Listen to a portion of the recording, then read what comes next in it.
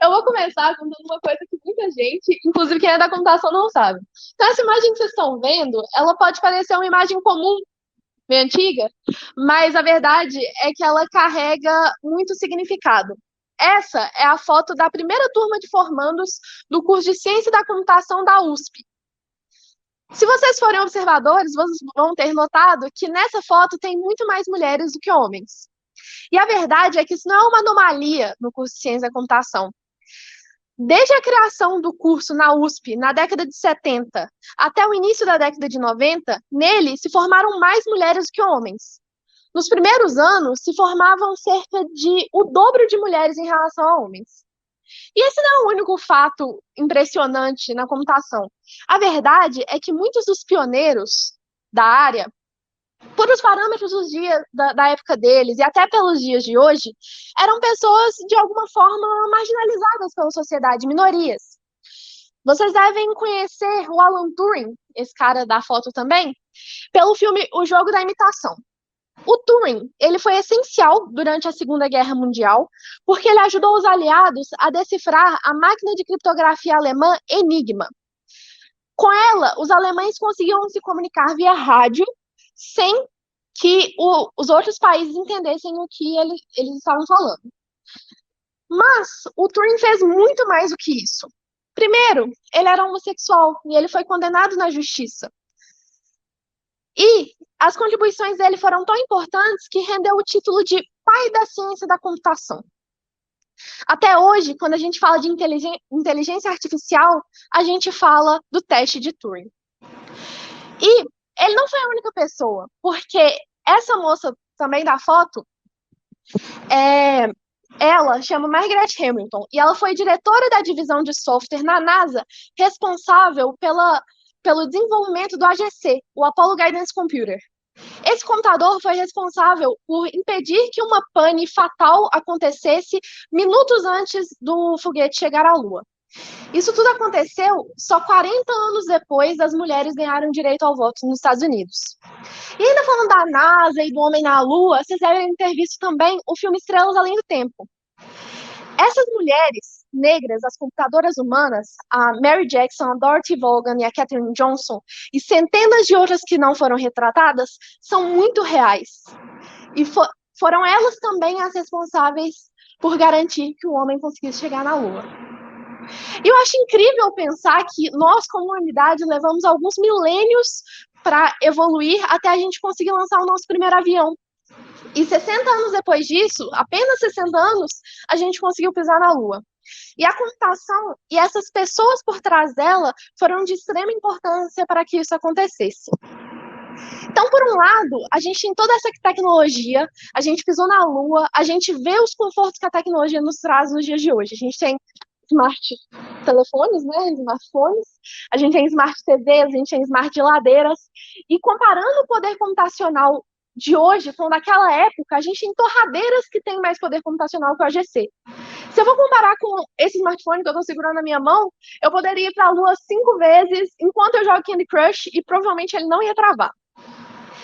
E por outro lado, a gente tem 50% da população brasileira que vive sem saneamento básico.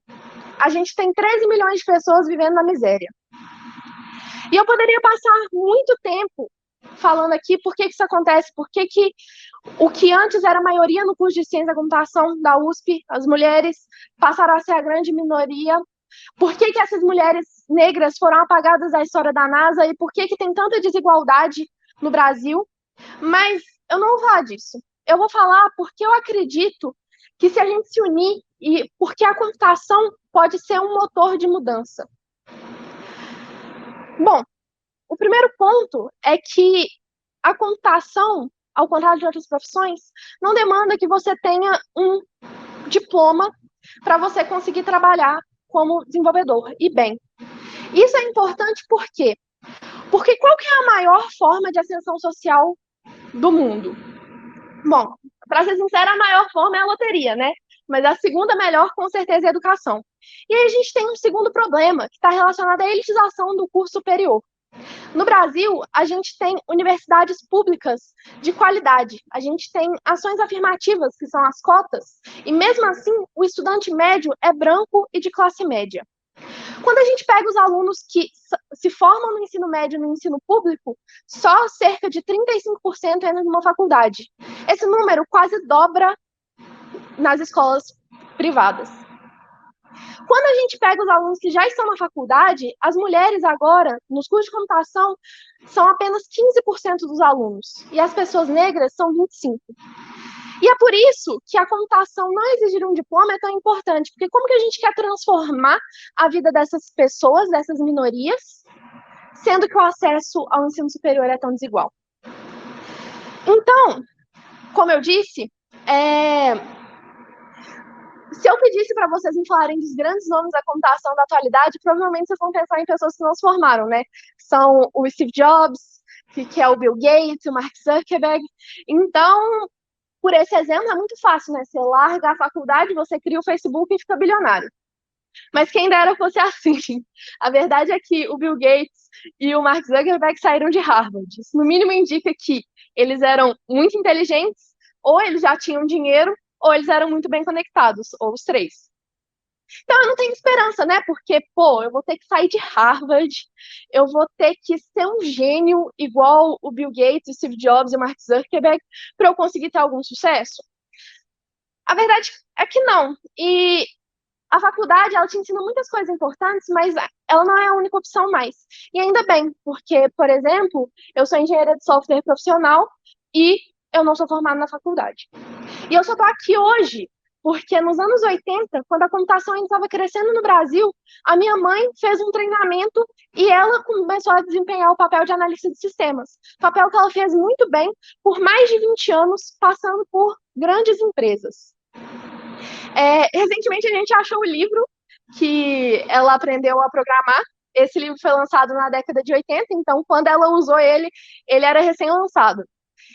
20 anos depois, a minha irmã usou esse outro livro para aprender a programar, e coincidentemente foi o mesmo livro que eu usei aproximadamente 10 anos depois. Então eu venho de uma família de mulheres desenvolvedoras, e é só por causa da influência delas que hoje eu consigo vir aqui e falar de diversidade. Infelizmente, não é todo mundo, né, que tem o exemplo em casa e tem a inspiração e tem o suporte. E nós, pessoas que não fizemos faculdade, nós podemos desempenhar o papel de desenvolvedores tão bem como as que fizeram. E vocês podem ver, quanto mais tempo você passa na computação, que eu e minha mãe não somos exceções. Várias pessoas fizeram apenas um treinamento, um bootcamp, um curso técnico, vieram de outra área, do direito, de alguma engenharia que o foco não é programação, de uma administração, e hoje atuam como desenvolvedores. Isso só é possível porque na computação o conhecimento é palpável.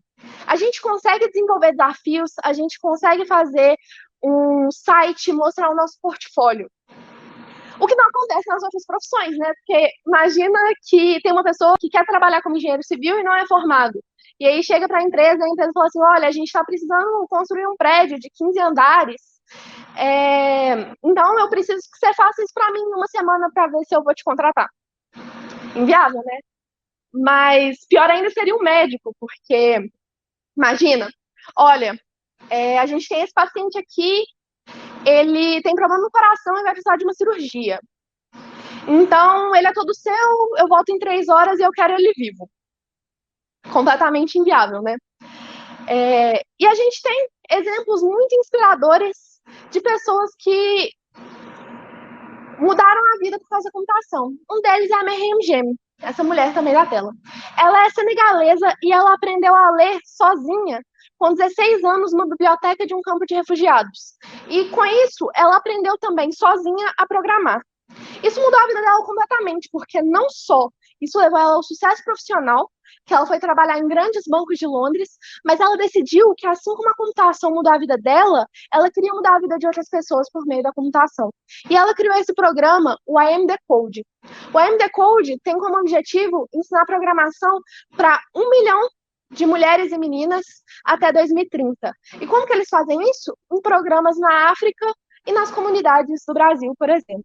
E a gente tem ainda mais exemplos. como o Programaria. O Programaria foi um grupo fundado por mulheres, jornalistas e designers, que decidiram aprender a programar. E aí elas viram a dificuldade que é ser mulher na computação, os desafios que a gente passa. E elas criaram essa iniciativa de suporte e incentivo a mulheres e meninas na programação. A gente tem ainda o incrível OLAB, que é uma organização social que visa democratizar a produção de tecnologia, tornando o mundo também mais social e justo. Dentro dele, a gente tem o Preta Lab, que é coordenado pela incrível Silvana Bahia. Lá, eles fizeram um levantamento de como é ser mulher negra na computação. E agora eles fazem divulgação de mulheres negras que trabalham em computação com o objetivo de incentivar outras meninas e outras mulheres negras a seguir o mesmo caminho. E é o exemplo que falta para muitas pessoas, porque eu tinha um exemplo em casa, mas muitas não. E o ponto que o Olab levanta é muito interessante, porque a internet, ela dita nossos costumes, dita a nossa vivência, dita a nossa política, dita o que a gente gosta, mas atualmente ela é criada por um grupo, que é de homens brancos. E, consequentemente, ela é focada para um grupo, que é esse mesmo grupo. Mas a gente precisa fazer com que ela seja construída de forma plural, para que ela também seja destinada a um público plural. E esses programas, eles são muito importantes, porque toda vez que uma pessoa que faz parte de uma minoria chega no ambiente e vê alguém com que ela se identifica, ela para o que está fazendo e fala, ufa, eu sei que eu, toda vez que entrei no ambiente, vi uma mulher desenvolvedora, vi uma mulher líder, eu fiquei muito aliviada.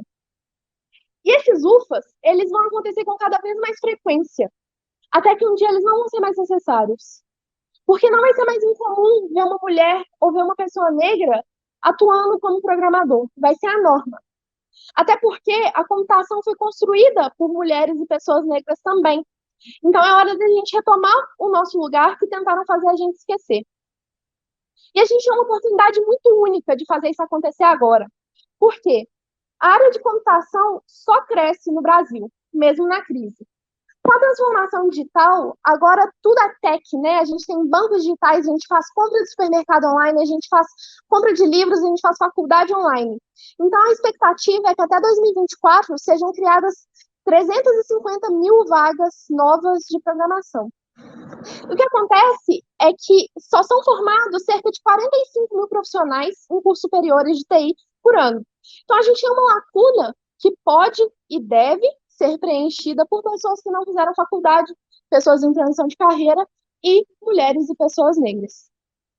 É a nossa chance de mudar o cenário da computação para um muito mais igualitário, enquanto a gente transforma a vida das pessoas individualmente fazendo isso. E a transformação digital está acontecendo no mundo inteiro. Então, eu acho que é uma aposta bem razoável aprender a programar. E não sou só eu que digo isso. Em 2015, o Barack Obama ele deu um discurso em que ele falou que achava que todo mundo deveria aprender a programar.